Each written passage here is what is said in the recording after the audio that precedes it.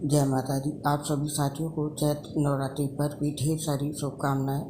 चैत्र नवरात्रि का पर्व बस शुरू होने वाला है।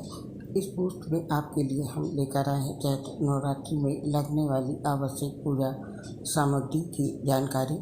चैत्र नवरात्रि इस साल 9 अप्रैल से शुरू हो रही है। भक्त माँ दुर्गा के 9 स्वरूपों की पूजा 9 दिनों तक करते हैं। उनके निमित्त व्रत रखते हैं। 9 दिनों तक पूरी श्रद्धा भक्ति और विधि विधान से पूजा करने पर माता रानी प्रसन्न होती हैं और भक्तों को मनोवांछित फल प्रदान करती हैं। धार्मिक मान्यताओं के अनुसार नवरात्रि के समय में भगवती दुर्गा माँ धरती पर आती हैं और अपने भक्तों पर कृपा बरसाती हैं। इसीलिए दुर्गा माता की पूजा पाठ बड़े विधि विधान से की जानी चाहिए। माँ दुर्गा की पूजा में उपयोग में आने वाली सामग्री पहले से ही इकट्ठा कर लें ताकि 9 दिनों में आपको पूजा में किसी प्रकार की अड़चन ना आ पाए और माँ दुर्गा की पूजा बिना किसी बाधा के संपूर्ण हो सके। तो आइए जानते हैं माँ दुर्गा की पूजा में कौन कौन सी सामग्री आवश्यक है।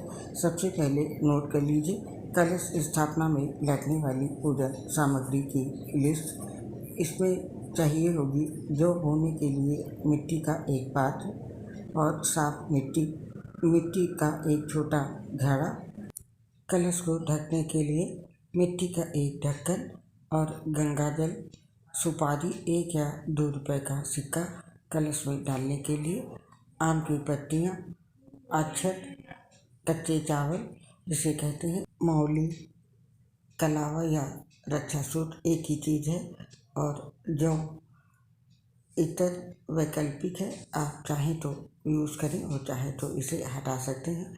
फूल चाहिए और फूल की माला चाहिए। एक नारियल चाहिए, लाल कपड़ा या लाल चुन्नी और दूर्वा घास। तो ये हो गई कलश स्थापना के लिए सामग्री। और ज्वार बोने की सामग्री नोट कर लें। यदि आप ज्वार बोते हैं तो आपको ये सामग्री भी चाहिए होगी। एक मिट्टी का बर्तन और शुद्ध मिट्टी, गेहूँ या जौ, और मिट्टी पर रखने के लिए एक साफ कपड़ा, साफ जल और कलावा आदि। और अखंड ज्योति जलाने के लिए जो सामग्री चाहिए वो इस प्रकार से है। इसके लिए पीतल या मिट्टी का दीपक चाहिए, घी चाहिए, रुई की पत्ती चाहिए, रोली या सिंदूर चाहिए और अक्षत और दीपक को हवा से बचाने के लिए एक जाली वाला ढक्कन चाहिए होगा। और अब नोट कर लीजिए नौ दुर्गा के लिए जो आवश्यक पूजन सामग्री है उसे नौ दुर्गा पूजन के लिए चाहिए होगी एक मूर्ति नौ दुर्गा की या तस्वीर, आसन के लिए लाल रंग का कपड़ा, फूल चाहिए और फूल माला चाहिए, आम के पत्ते चाहिए, बंधनवार चाहिए, पान और सुपारी चाहिए, लौंग, बतासा चाहिए, हल्दी की गांठ चाहिए और थोड़ी सी पिसी हुई हल्दी चाहिए। साथ में मौली चाहिए और रोली चाहिए, कमल गट्टा चाहिए, शहद और शक्कर चाहिए। साथ में पंचमेवा चाहिए, गंगा जल चाहिए, नैवेद्य और जावित्री, नारियल जटा वाला चाहिए, उसके साथ में सूखा नारियल भी चाहिए। और 9 ग्रह पूजन के लिए सभी रंग चाहिए या फिर चावलों को रंग लें। इसके साथ ही दूध, वस्त्र, दही और पूजा की थाली, एक दीपक चाहिए, घी चाहिए, अगरबत्ती इत्यादि सामान चाहिए। और माता का श्रृंगार किया जाता है नवरात्रि में, उसके लिए माता के श्रृंगार की सामग्री चाहिए।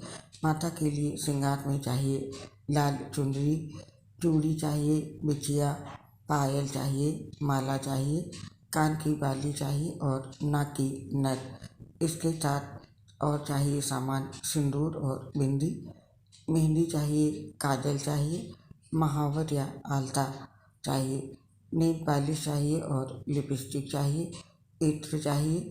ये ज़रूरी सामान है। और आप चाहें तो इसमें कमरबंद, बाजूबंद, गले का हार, मांग टीका इत्यादि सामान भी माता को अर्पित कर सकते हैं। और अब नोट कर लीजिए प्रसाद के लिए जो सामग्री चाहिए। और कन्या पूजन के लिए प्रसाद के लिए चाहिए फूलदाना, मिठाई, मेवा, फल, इलायची, मखाना, लौंग, मिश्री आदि ये प्रसाद की जरूरी सामग्री है। और कन्या पूजन के लिए वस्त्र, प्लेट, उपहार, अनाज और दक्षिणा इत्यादि सामान चाहिए। और उपवास के लिए सामग्री नोट कर लें। नवरात्रि में 9 दिनों का व्रत रखें या पहला और आखिरी उपवास करें, लेकिन इसके लिए कुछ फलाहार की ज़रूरत होती है। नवरात्रि उपवास में आप घी से बना सात्विक भोजन कर सकते हैं। इसके लिए सिंघाड़े का आटा या कुट्टू का आटा चाहिए।